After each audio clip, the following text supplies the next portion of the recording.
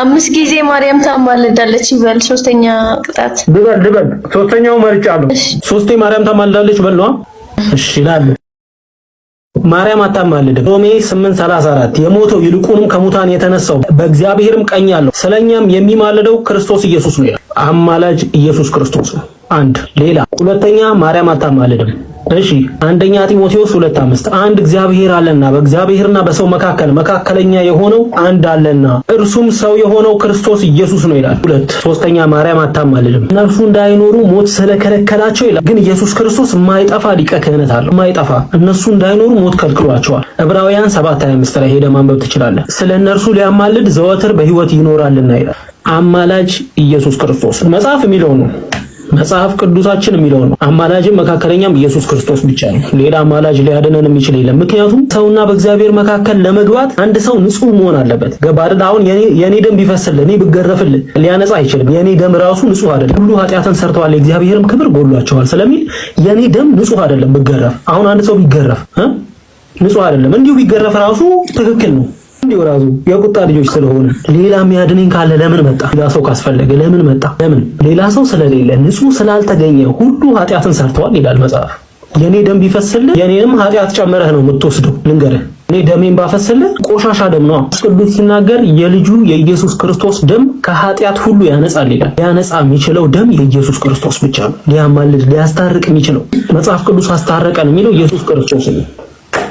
ይሄ ነው ብራዘር። ሶስቴ ኢየሱስ ክርስቶስ ያማልዳል። ኢየሱስ ክርስቶስ አማላጅ ነው። ኢየሱስ ክርስቶስ አማላጅ ነው። ካሊባ ጨረስ ያ አመሰግናለሁ። ኖ ፕሮብሌም። ሲስተሮችን እንዳላስወጣችሁ ጌታ ኢየሱስ ይባርካችሁ ባላችሁበት። ኢየሱስ ክርስቶስ አምላክ ሆኖ እንዴት ይማልዳል ነው አይደል? ኢየሱስ አምላክ ሆኖ እንዴት ይማልዳል? ኦኬ እሺ የኢየሱስ ክርስቶስ ሁለት ባህሪያት ያው የታወቁ ናቸው። ፍጹም ሰውና ፍጹም አምላክ ማለት ነው። ሁለት ደቂቃ እሺ ፍጹም ሰው ነው፣ ፍጹም አምላክ ነው ክርስቶስ ኢየሱስ። ስለዚህ ቀደም እንደነገርኳችሁ በነገር ሁሉ እኛን የመሰለ ስል አሁን ኢየሱስ ክርስቶስ የሆነ ከሰው የሆነ አይነት ባህሪን ወስዶ ብቻ አይደለም፣ ሊትራሊ ሰው ነበር። ግን ክርስቶስ ኢየሱስ ኃጢአት አልተገኘም። አምላክ ሆኖ እንዴት ይማልዳል? ሁለት ባህሪያት ነው ያሉት ክርስቶስ ኢየሱስ። አምላክ ብቻ ሳይሆን ሰውም ነው። ቅድም እንዳልኳችሁ ሰውነቱ ላይ አሁን አምላክነቱ ላይ ከብዙዎች ጋር እንነጋገራለንና በመጀመሪያ የነበረ ነው፣ ቃል ነበረ፣ በመጀመሪያ ቃል ነበረ፣ ቃልም በእግዚአብሔር ዘንድ ነበር፣ ቃልም እግዚአብሔር ነበር እያልን ስለ ክርስቶስ አምላክነት እንነጋገራለን። ቃልም እግዚአብሔር ነበረ እያልን ስለ ክርስቶስ አምላክነት እንነጋገራለን አይደል? ስለዚህ ቁጥር 14 ላይ ግን ዮሐንስ ወንጌል ቃልም ያ እግዚአብሔር የሆነው ቃል ስጋ ሆነ ጸጋንና እውነትንም ተሞልቶ በእኛ አደረ ይላል። ስለዚህ ያ ቃል የሚለው ክርስቶስ ኢየሱስን ነው፣ ወልድን ነው። ጸጋንና እውነትን ተሞልቶ በእኛ አደረ ይላል። ስጋ ሆነ። ስጋ ሆነ ማለት እንደኛ እኛን መሰለ። ክርስቶስ ኢየሱስ እኛን መሰለ። ስለዚህ እኛን በመምሰሉ በእግዚአብሔር ፊት ይታየልናል። እኛን ሆኖ ነው የሚታየልን። ልክ በርባን ወጥቶ ኢየሱስ ክርስቶስ እንደገባ እኛን አስወጥቶ ነው ኢየሱስ ክርስቶስ ኃጢአታችንን የተቀበለልን። እና መጽሐፍ ቅዱስ ሲናገር በሮሜ 8:34 ላይ እንደዚህ ይላል፣ የሞተው ይላል ከሙታንም የተነሳው በእግዚአብሔር ቀኝ ያለው ስለኛም የሚማልደው ክርስቶስ ኢየሱስ ነው ይላል። ስለዚህ በአዲስ ኪዳን የሚማልድ አማላጅ ፍጹም ሰው ፍጹም አምላክ የሆነ በሰውነቱ እኛን የሚመስል ከአብ ጋር እኩል የሆነ መጽሐፍ ቅዱስ ሲናገር ፊልጵስዩስ ላይ እንደዚህ ይላል። ፊልጵስዩስ ምዕራፍ 2 ቁጥር 6 ላይ እንደዚህ ይላል፣ እርሱ ግን በእግዚአብሔር መልክ ሲኖር ሳለ ከእግዚአብሔር ጋር መተካከልን መቀማት እንደሚገባ ነገር አልቆጠረውም። ነገር ግን የባሪያን መልክ ይዞ ራሱን ባዶ አደረገ፣ በምስሉም እንደ ሰው ተገኝቶ ራሱን አዋረደ፣ ለሞትም ይኸውም ለመስቀል ሞት እንኳን የታዘዘ። ኢየሱስ በዚህ ምድር ሲኖር ፍርሃት ተሰምቶታል። ሊትራሊ ሰው ነበር። ክርስቶስ ኢየሱስ ላይ አምላክነቱን ብቻ ሳይሆን አጠንክረን መናገር ያለብን ስለ ክርስቶስ ሰውነትም አጠንክረን መናገር አለብን። ክርስቶስ ኢየሱስ እንደኛ ስጋን ለብሷል። እንደኛ ሰው ሆኗል። በድካማችን የሚራራልን ሊቀ ካህን አለን። እንደኛ በነገር ሁሉ የተፈተነ ከኃጢአት በቀር በነገር ሁሉ የተፈተነ ክርስቶስ ኢየሱስ ነው ብቸኛ ሊቀ ካህናችን፣ በእኛና በእግዚአብሔር መሃል የገባ አማላጅ። አሁን በአዲስ ኪዳን ክርስቶስ ኢየሱስ ብቻ ነው መስቀል ላይ በሰራው ስራ እኛን ከእግዚአብሔር ጋር ያስታረቀን ብቸኛው ሊቀ ካህናችን ክርስቶስ ኢየሱስ ነው። እሺ ስማኝ፣ ቅጣት ልትቀጣ ነው እና ደግሞ ቅጣቱ ምንድነው? ስለ ክርስቶስ ሊቀ ካህናት 2 ደቂቃ ስበክ። አንደኛ ቅጣት በደስታ በቃ ይሄኛው መርጫለሁ።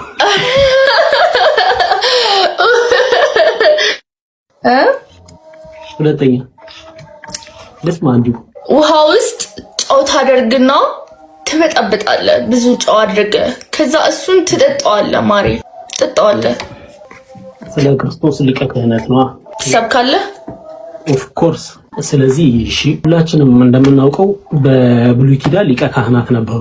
በብሉይ ኪዳን የነበሩት ሊቀ ካህናት የእንስሶችን ደም ያፈሱ ነበር። ደም ካልፈሰሰ የኃጢአት ስርየት ስለሌለ ማለት ነው፣ ኃጢአታችን ይቅር ስለማይባል። አሁን ግን በአዲስ ኪዳን የክርስቶስ ኢየሱስ ደም መካከለኛ ሆኖ በእግዚአብሔር አብና በእኛ መሃል በመግባት የሊቀ ክህነትን ስራ በአዲስ ኪዳን የሚሰራው ክርስቶስ ኢየሱስ ነው። ስለ ክርስቶስ ኢየሱስ ሊቀ ክህነት በስፋት የተጻፈው ዕብራውያን ላይ ነው። ዕብራውያን ላይ ስለ ክርስቶስ ብቸኛ ሊቀ ክህነት ተጽፏል እና ዕብራውያን መጽሐፍ የሚበልጥ ነው። ክርስቶስ ኢየሱስ ይበልጣል። ክርስቶስ ኢየሱስ መላእክትን ያመጣቸዋል፣ ከመላእክት ይበልጣል ይላል። ሙሴን ያመጣዋል፣ ከሙሴ ይበልጣል። ሁሉንም ያመጣቸዋል። ክርስቶስ ኢየሱስ ግን ከነሱ ይበልጣል ይላል። ምክንያቱም በዛን ጊዜ መላእክት ይበልጣሉ የሚል አስተምህሮ ያላቸው አንዳንድ ሰዎች ስለነበሩ እና የዕብራውያን ጸሐፊ ጳውሎስ እንደሆነ ይነገራል። በእርግጥ ይሄ ሰው ነው የሚባል ባይኖርም ጳውሎስ እንደሆነ በስፋት ይነገራል። ለብዙ ዘመናት ጳውሎስ እንደሆነ እየታሰበ ነው የተኖረው። ሉቃስም ነው ይባላል። በጣም ኢሊኩዌንት ነው። በጣም ሊትሬቸር ላይ በጣም ጎበዝ ነው ሉቃስ፣ ዶክተርም ስለሆነ ሉቃስም እንደሆነ ይነገራል እና በርናባስም ነው የሚሉ ሰዎች አሉ። ሶስቱ ሰዎች ናቸው እንትን ላይ የሚቀርቡት። ግን ደግሞ ሉቃስ አሁን ያንን ዕብራውያንን ከጻፈ ሉቃስ ከጳውሎስ ብዙ የጻፈው እሱ ነው።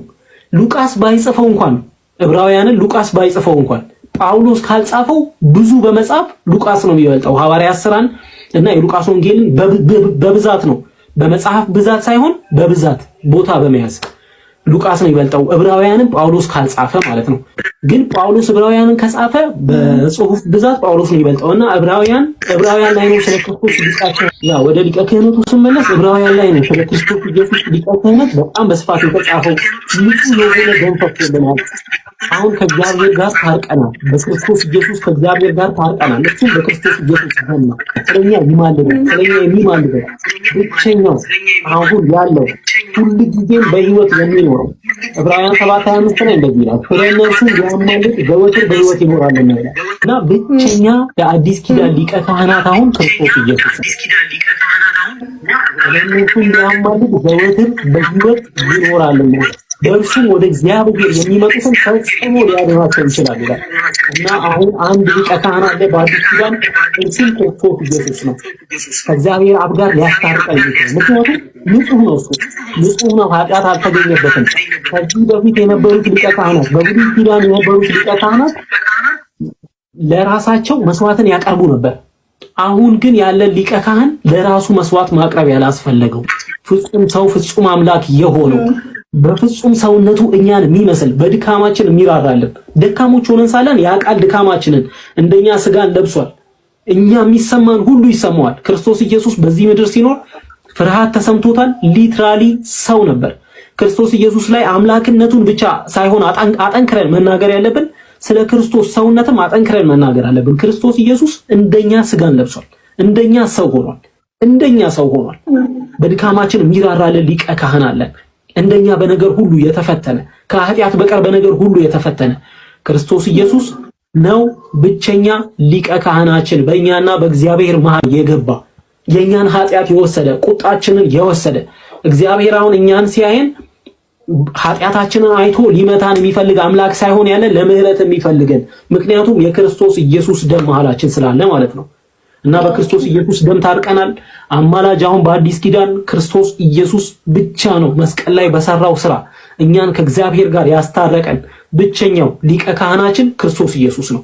በእርሱ እመኑና የዘላለም ሕይወት አገኙ። አሁን ሌሎች የምትሰሙኝ ካላችሁ ብቸኛው ሊቀ ካህናችን፣ ብቸኛው የኛን ኃጢአት የወሰደ፣ የኛን ቁጣ የወሰደ፣ የበደላችንን ተግሣጽ በእርሱ ላይ ነበረ ይላል ትንቢተ ኢሳይያስ ምዕራፍ 53 ላይ ማለት ነው።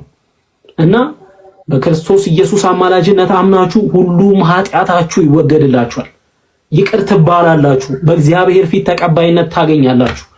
ስለዚህ ሊቀ ካህናችን ብቸኛው ለዘላለም ሊቀ ካህናችን የእምነታችን ጀማሪና ፈጻሚ የሆነው ጌታችንና መድኃኒታችን ኢየሱስ ክርስቶስ ነው። እወዳችኋለሁ። አጨብጭቡለት።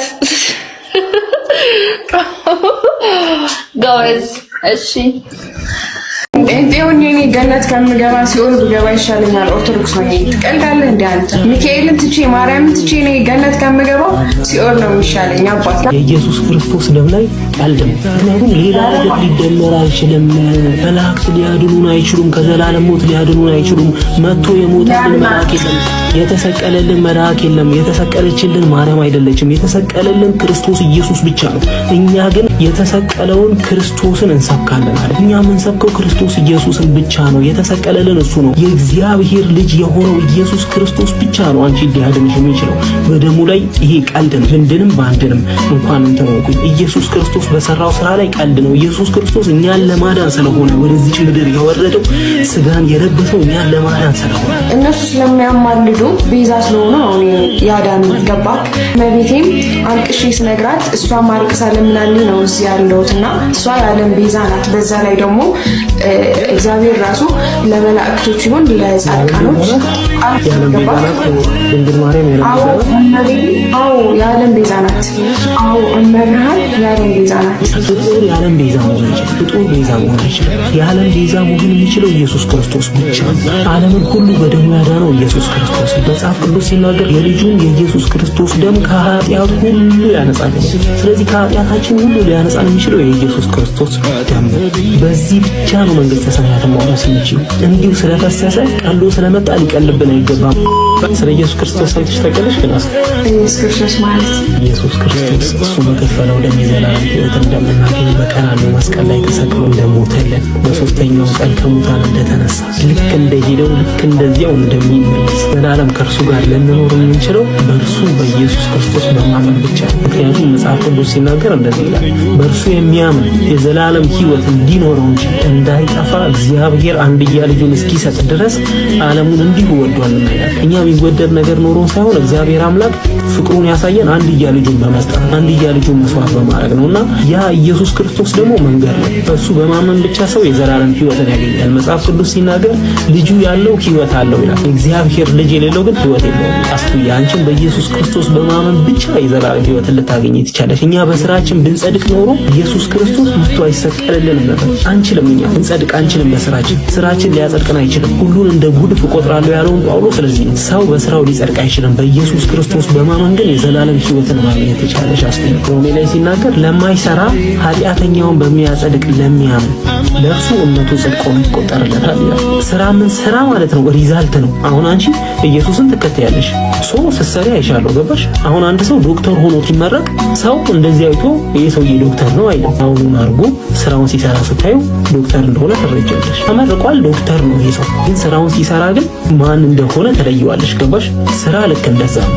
ኢየሱስ ክርስቶስን መናገር እኛ እንደ ፕሮቴስታንት ኢየሱስ ክርስቶስን መናገር ስራችን። መጽሐፍ ቅዱስ ሲናገር ኢየሱስ ጌታ እንደሆነ በአፍህ ብትመሰክር እግዚአብሔርም ከሙታን እንዳስነሳ በልብህ ብታምን ትድናለህ። ስለዚህ መመስከር አለብሽ፣ ማመን አለብሽ። ሰው በልቡ አምኖ ይጸድቃል፣ በአፉም መስክሮ ይድናል። የጸደቅኩት በኢየሱስ ክርስቶስ ደም እንዲያው ነው የጸደቅኩት። እንዲያው በኢየሱስ ክርስቶስ ቤዛ ነው። የዓለም ሁሉ ቤዛ የሆነው ኢየሱስ ክርስቶስ ፍጡር ቤዛ መሆን አይችልም። እነሱ ስለሚያማልዱ ቤዛ ስለሆኑ አሁን ያዳን ገባ። መቤቴም አልቅሼ ስነግራት እሷ ማልቀሳ ለምናልኝ ነው እዚህ ያለሁትና እሷ የዓለም ቤዛ ናት። በዛ ላይ ደግሞ እግዚአብሔር ራሱ ለመላእክቶች ይሁን ለጻድቃኖች የዓለም ቤዛ ናት። ድንግል ማርያም የዓለም ቤዛ ናት። አዎ እመብርሃን የዓለም ቤዛ ናት። ዓለምን ሁሉ በደሙ ያዳነው ኢየሱስ ክርስቶስ። መጽሐፍ ቅዱስ ሲናገር የልጁን የኢየሱስ ክርስቶስ ደም ከኃጢአት ሁሉ ያነጻል። ስለዚህ ከኃጢአታችን ሁሉ ሊያነጻን የሚችለው የኢየሱስ ክርስቶስ ደም። በዚህ ብቻ ነው መንግስተ ሰማያትን መውረስ የምንችለው። እንዲሁ ስለፈሰሰ ቀሎ ስለመጣ ሊቀልብን አይገባም። አምላክ ስጋ መልበሱ ከአይምሮ በላይ የሆነ ነገር ነው። ስለዚህ እኛ መርጠን አይደለም ልንቀበል የሚገባው። የኢየሱስ ክርስቶስ ደም ከኃጢአታችን ሁሉ ሊያነጻን ይችላል። ከኃጢአት ሁሉ ተፈጸመ ያለው እኮ ኢየሱስ ክርስቶስ ያንን ነው እኮ። እኛ መስራት ያልቻልነውን እሱ ሰርቶ ፈጽሞልን። ፍጡር የዓለም ቤዛ መሆን አይችልም። ፍጡር ቤዛ መሆን አይችልም። የዓለም ቤዛ መሆን የሚችለው ኢየሱስ ክርስቶስ ብቻ ነው። ሰው ኢየሱስ ክርስቶስን አንዴ ከተረዳ ይሄንን ላይገባ አይችልም፣ ሊጋረድበት አይችልም። በእኔ በቀር ወደ አብ የሚመጣ የለም ብሏል። ሌላ ወደ እግዚአብሔር የሚያደርሰን መንገድ የለም። መጽሐፍ ቅዱስ መዳን በሌላ በማንም የለም ብሏል። ሌላ የሉም። በቃ መንገዱ አንድ ነው። አንድ እግዚአብሔር አለና በእግዚአብሔርና በሰው መካከል ደግሞ መካከለኛው አንድ አለና አንድ እርሱም ሰው የሆነው ክርስቶስ ኢየሱስ ነው ይላል አንደኛ ጢሞቴዎስ ምዕራፍ 2 ቁጥር 5 ላይ እንደዛ ይላል። እኔ ወዳለሁ የኔ አባት እመብርሃን ቦናት አባት ሚካኤል ይድረስልህ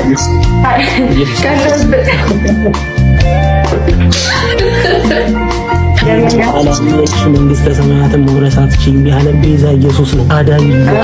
እንዴውን የኔ ገነት ከምገባ ሲኦል ብገባ ይሻለኛል። ኦርቶዶክስ ነው። ትቀልዳለህ እንዴ አንተ? ሚካኤልን ትቼ ማርያምን ትቼ እኔ ገነት ከምገባ ሲኦል ነው የሚሻለኝ አባቴ። እሷ ደግሞ እኔ በኃጢአት እንዳልደናቀፍ ከሱ እንዳልርቅ ከአባቴ ጋር እንዳልጣላ እያለቀሰች ልጄን ማርልኝ ትለኛለች። ገብቶሃል? የኔ እናት ለእኔ በጣም ልንገርሽ አንዴ እስቲ ይኸውልሽ አሁን የተናገርሽው ነገር በጣም ከባድ ነገር ይኸውልሽ ልንገርሽ። ምክንያቱም የኢየሱስ ክርስቶስ ደግሞ ቀልድ ገባሽ? ምክንያቱም ሌላ ነገር ሊደመር አይችልም። መላእክት ሊያድኑን አይችሉም። ከዘላለም ሞት ሊያድኑን አይችሉም። መጥቶ የሞተልን መልአክ የለም። የተሰቀለልን መልአክ የለም። የተሰቀለችልን ማርያም አይደለችም። የተሰቀለልን ክርስቶስ ኢየሱስ ብቻ ነው።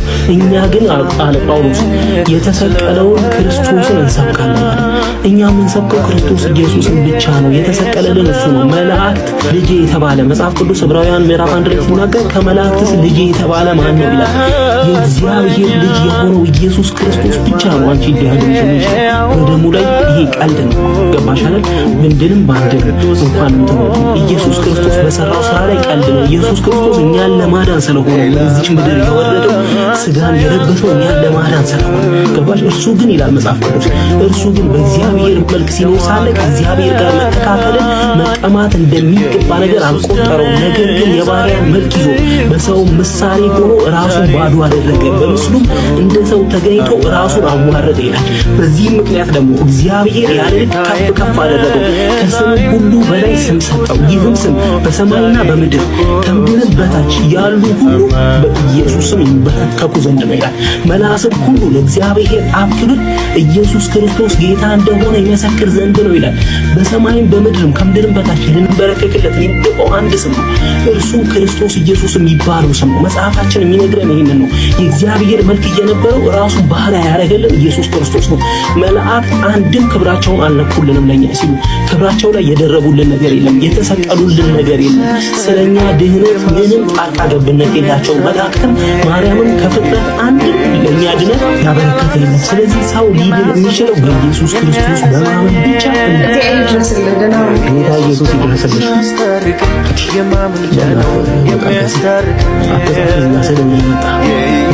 ልንበረከክለት የሚገባው ስም ኢየሱስ ክርስቶስ የሚለው ስም ብቻ ነው። ሰው ሊድን የሚችለው በኢየሱስ ክርስቶስ ብቻ ነው። ሰው ሰይጣን ካልጋረደበት በስተቀር ግልጥ ብሎ የተጻፈው